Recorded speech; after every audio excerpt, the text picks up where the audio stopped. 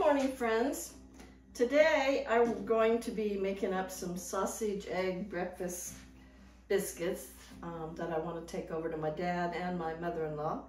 My mother-in-law lives within sight of the Golden Arches, you know, the big McDonald's, and it smells really good, and I do not want her walking. She has to cross the highway to get there, so I'm making up her own sausage, egg, cheese, biscuit.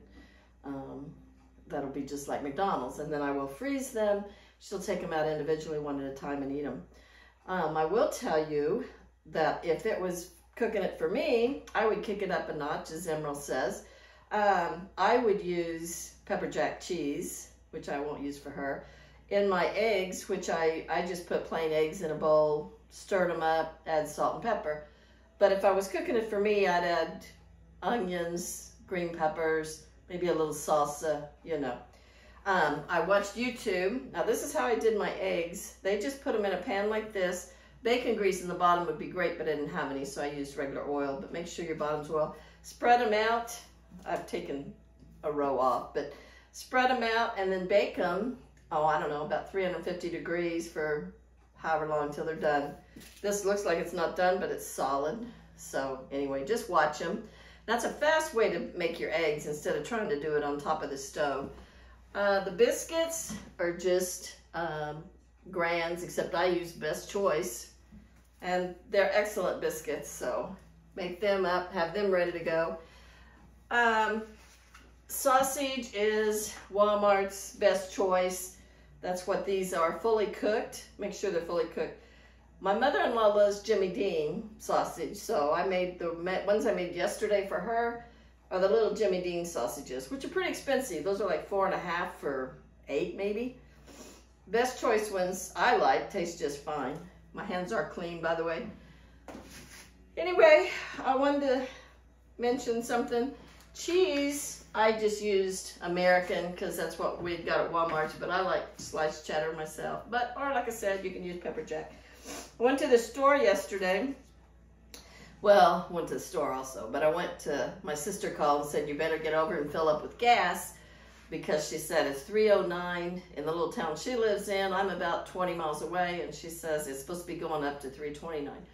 Well, I do a lot of mowing because I have a lodge that I rent out, and so I thought I took some of my 5-gallon cans in town. By the time I got there, it already jumped to 329. And then I went home and I thought, well, I have 2 more 5-gallon containers. I should go back and get them. Went home, and before I got back in town, it went to 339. So, you know, gas prices are going up. California's like 6-something, you know, New York was like 5-something.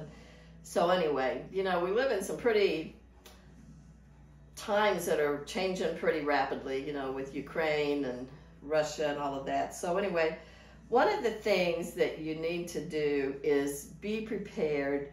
And I've said this over and over, live like your great-grandparents did, you know. Don't depend on your government because you're going to be in trouble probably. You know, learn how to take care of yourself a little bit. Have a solid support group around you, whether it's family, whether it's friends, whether it's adopted friends.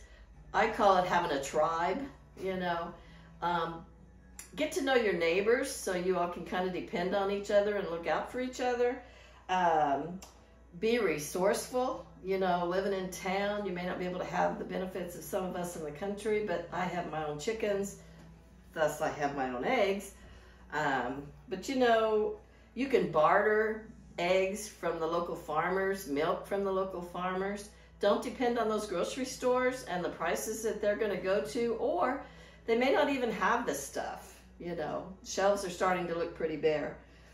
Plant you a garden. You know, in town you can even have container gardens. Now what I'm doing this year is doing raised bed gardening, and I've got railroad ties that are 4 railroad ties long, so those are 8 foot each, so that's 32 foot long.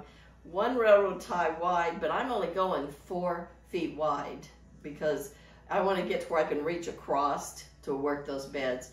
So anyway, you know, my parents growing up, we had the huge gardens, but there was 10 of us in the family. But, you know, the other thing, hit your local farmers markets. You know, like I love home canned tomatoes, but I don't want to go plant a bunch of tomatoes to do that. So I'm going to hit the farmer's market, and we have a lot of Amish around us. So I'm going to hit the Amish. And I preach over and over and over, have a pantry room, have a pantry room. You know, some people say I don't have room for a pantry room. You know, as things go on sale in the store, and that may already be too late for that. You just may have to pay whatever the price is now if you haven't already started doing this. But you know, my grandparents used to keep their canned goods. Theirs was home canned, but they kept them under the bed. You know, there's storage space in your home if you'll look for it. And you may need to declutter and get rid of some of the stuff in your house that's not important. Buy toilet paper. I know people say, oh, that's hoarding, that's hoarding. That's a bunch of crock. You know, you are being prepared. You are not hoarding. You know, when you're buying it a little at a time and storing it up, that is not hoarding. That is getting prepared. You know, when I grew up, we had an outhouse in the Sears catalog. Trust me, you do not want to go back to those days.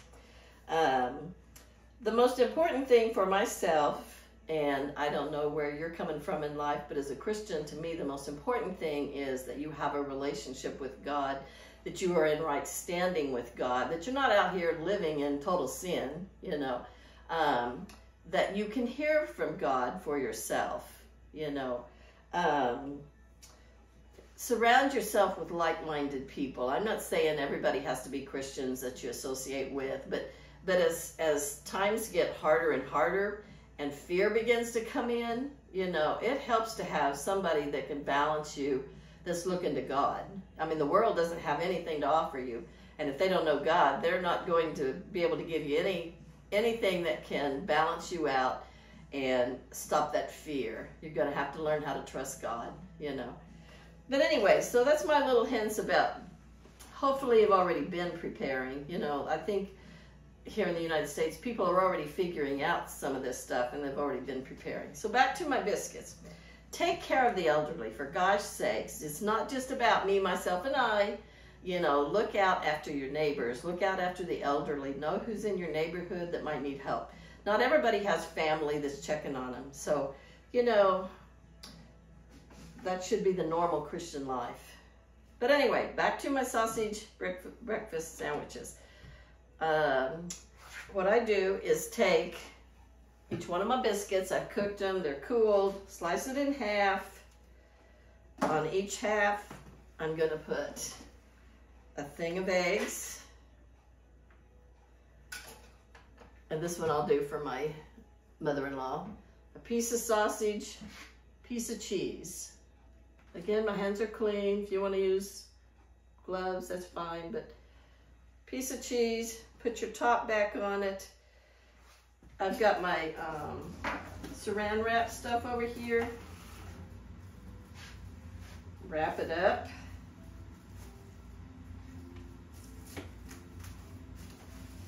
You have your little breakfast sandwich. All they have to do is pop it in the microwave. Take it out of the freezer, pop it in the microwave. I keep lots of these little bags. And as I stock my pantry, believe you me, I have lots of these. I know this is probably not a necessity, but while they have them, I'm going to have them. So I usually put about 1, 2, 3, 4, 5, 6, sometimes 9 in these little bags. Do another one here. I'm not going to do all of them. It would just take up a bunch of time, so you get the idea. And these come right out of the pan. You know, they didn't stick to the pan at all. So it depends. Make sure you've got enough oil. Piece of sausage. You know, you could wrap these up with whatever you liked. You know, McDonald's also has the burrito, the breakfast burrito. Now, I don't care for the burrito itself, so if I could find something besides the burrito, I could make some breakfast sandwiches out of burritos. But if you like burritos, you know, if you like the tortilla, they wrap it in.